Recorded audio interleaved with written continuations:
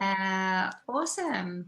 Yay. So we are just about to do a 10-minute scene. Please introduce yourself to the world. Hello, my name is J Villanueva and I am zooming to you from Manila, Philippines. It is 11 o'clock in the evening here. It's a weird time to do improv, but it's also a fun time to be with Miss Emma Bird. Awesome. Thanks, Jay. So yeah, I'm delighted to do a scene with you. I'm just going to get up a random word and we will go for 10 minutes and have a little chat after. Sure.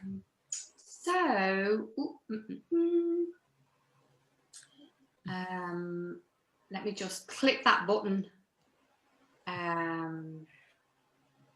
Okay, orchestra is the word that I saw there. Orchestra. Okay, orchestra.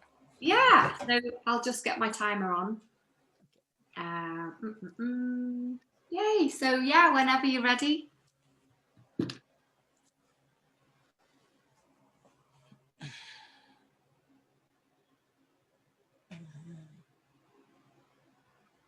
Oh, is your shoulder, is it still sore? I know. I came in early today so that I could do the reps, and it just, after the ninth movement, I just went like and yeah, but don't worry. I promised I'll be here. I'll play your composition, and it will be beautiful. It will be beautiful. Thank you. I have to say, this is the biggest opportunity I've had as a composer for years, and I'm really honoured that a cellist as accomplished as you has agreed to play my cello concerto in B flat. I really hope that this injury, if you just look at the score that's in front of you, the manuscript, you can see that on in the second movement, fourth bar, second beat, that's in a quadrilateral time signature. So it requires quite a lot of fast. The quadrilateral time signature is quite fast, is what I'm saying. So I'm hoping you'll be all right to play that, because that's a key moment in the piece. I mean, what's with the formality? Well, it's at the Queen Elizabeth Hall, which is very formal. I mean, what's with the formality? I mean, you called me an accomplished cellist, and you're afraid, and this is the biggest night of your life. Yeah. But don't you remember how I got this? Well, yeah. Yes, I'm sorry. I just had my professional hat on then. Sorry. I'm really stressed. I do remember how you got that. Yeah. Yeah, but don't worry. Seeing the movement, seeing how the composition will go, even if it starts hurting, I'll play on. I'll play on. Thank you. I just didn't want to hurt.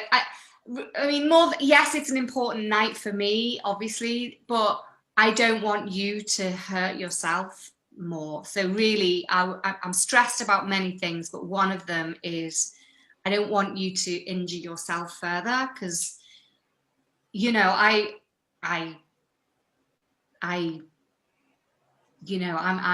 feel a lot. I feel very fondly towards you, so I wouldn't want you to hurt yourself any further. That's not what you said when you threw my suitcase out of the apartment. I know. I think that's just the stress. I was really stressed. I'm quite moody at the moment. I'm so sorry. I'm so sorry. Um, I'm moody. all is forgiven. Don't worry, all is forgiven. Um, just saying that um, the reason why I'm doing this is because I want to thank you. Because if you hadn't kicked me out of the apartment and out of your life, I wouldn't be on the road to be an accomplished cellist. Well, you're more than on the road to being accomplished. You are accomplished. I've always said that. It's hard, right? Our relationship didn't work, but our professional relationship is amazing. Your qualities as a player is seriously unbeaten right now, and I am really honoured that you are playing my piece, and we respect I each other's professionally, and I'm so sorry that it didn't work out personally between us. well, I well, thank you, because I actually thought we wouldn't work out professionally as well. Really? Why? Janice, the day you threw me out of the apartment was the day that I lost my day job. Hmm.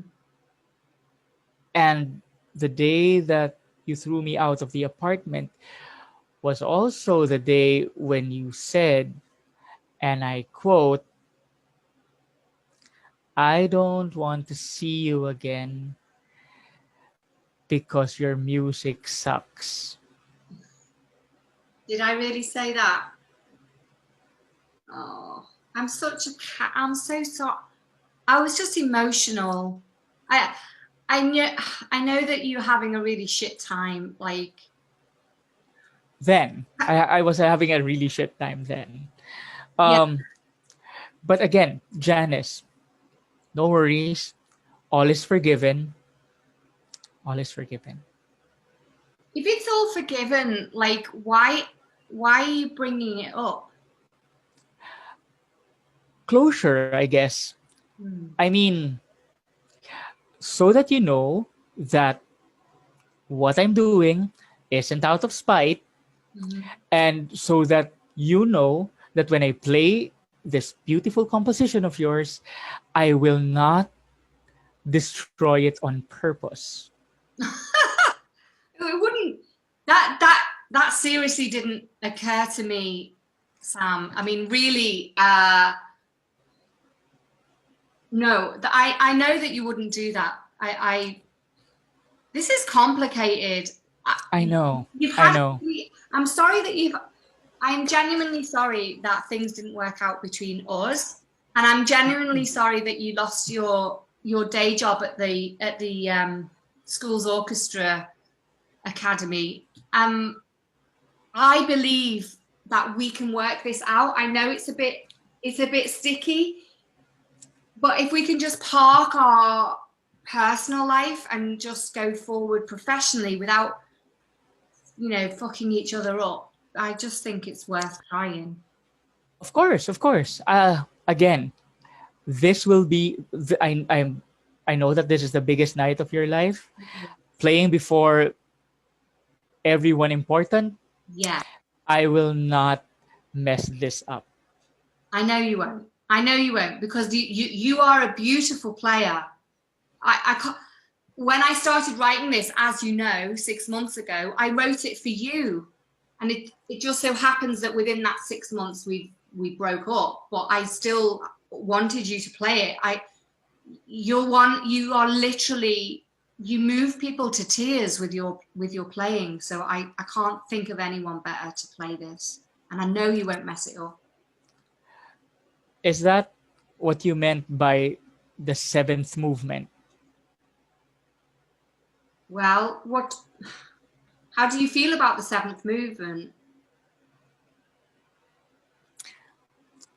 Tell me honestly. Do I do you want me back? Do I want you back? Is that what you said?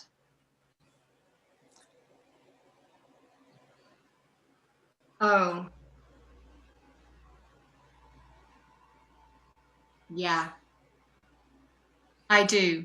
But I didn't want to be too heavy-handed. Like, I know that you're moving on and you've moved on so well. You've got orchestras and symphonies, coming out of your backside. You're really, your diary is full, and I just didn't want to be heavy-handed. But like I say, I still feel fondly towards you. So why haven't you gone to any of my shows? There was always a seat for you. Kind of awkward.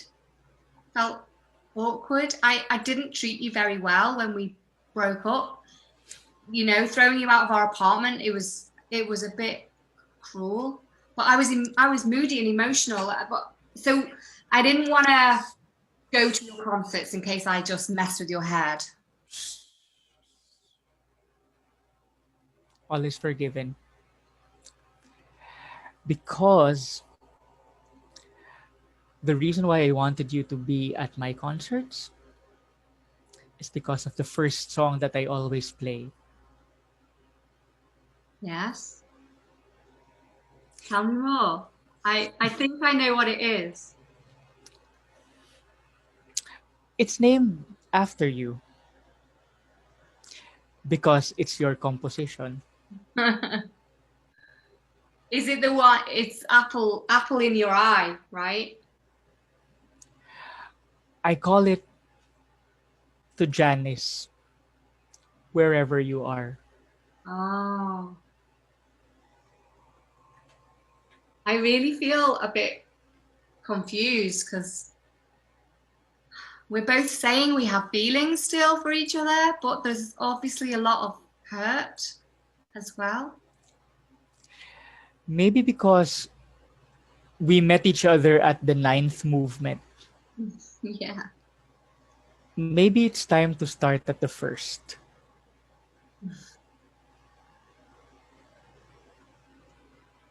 That's beautiful. I would like to. I would like to start again, like a reprise, and come back to the beginning. Or maybe not at the beginning, but at a new one. Yeah. Like a new overture. I'd like that. Ano? Me too. Is that the chimes that signal the opening? Yes. Yes. Shall we? Let's go. Unseen. And see. Yay, that was great. That was lovely. Do you play instruments? No, I don't. I don't actually. I read notes a bit. I sing a little, but the music doesn't like me as much. So yeah, we'll just leave it at that.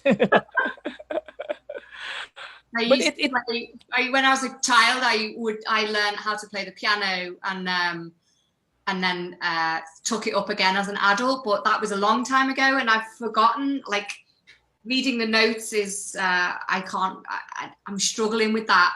I think it's that if you use it or lose it, isn't it? Like, because I don't practice, I'm losing that skill. But it is something that I would love to go back to, especially the piano. I find really like soul music for me. It's really moving.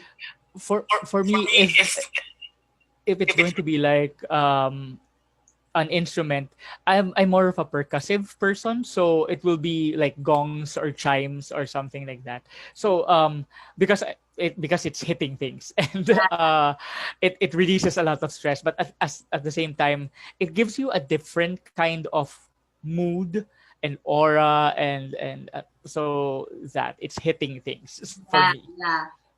Oh yeah, absolutely.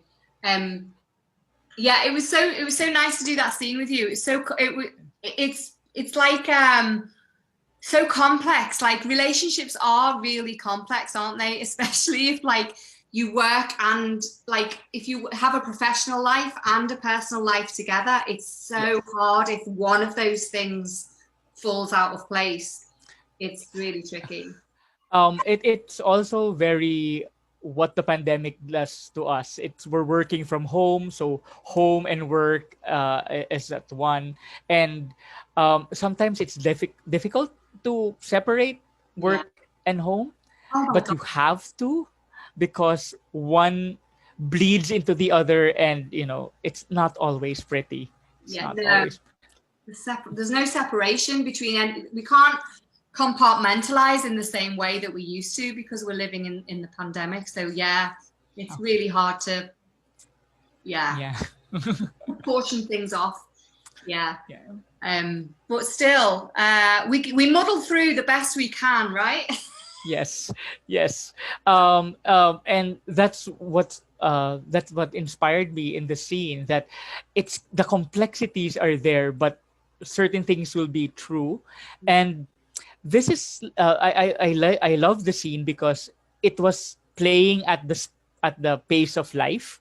We didn't have to like go into the well, we did go to into the nitty-gritty of it, but because of the way that it was paced, it was like it wasn't it felt, what is this, what is this, what is happening? And at the end of the day, when you see enough of the picture ends, and Yeah. it's up, and you take it home, and then what would happen? But I agree. I totally agree. I also think I really like scenes where things are complicated, things are kind of try to work through complicated things within scenes, because that's life and art. That is the point of life and art, reflecting one another, because life is complicated, and so art should reflect that. And because we're improvising, we're with finding the complexities as we go, and I really enjoy those scenes.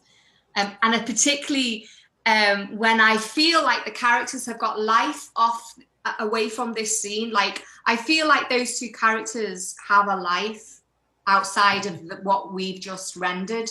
You know what I mean? Like I can see them now going into the concert hall and having an amazing concert, and then trying to work it out between them, the personal side of things, like working it out afterwards. Like they've got a life. It's really cool. And I feel that this was a scene um pre-pandemic, and then the pandemic happened, Yeah. and then after the pandemic you have like a beautiful a beautiful composition. Yeah. And weirdly enough, the first person that you trusted with this composition would be the same person that you threw out of the apartment, Yes. because I feel that you just needed space to discover who you are, as whole people coming together, rather than being two halves of a puzzle where you're not complete, and you needed to complete yourself first, and then come into the, okay, now I know who I am and what I want to do with my life, and then here, and then you see person B going like, I want the same way for you too. So go for it. Yeah, that's so nice. Yeah. It's brilliant. It's so nice to meet you. How would tell people about how people can find you, and what you're up to in Manila, like your improv. Yeah, how can people reach you and take improv with you? Okay. So if people want to see my work, they can go to my Facebook art page. It's Bald Guy Art Space. So it's at Bald Guy Art Space. You can also see the students that we banded together and made the first high school improv group in Manila, or the first high school improv club in Manila. That's Schrodinger's act. So That's brilliant. because you don't know if it's live or dead. It's just, when you open the box, that's what you find out. So it's very much like improv.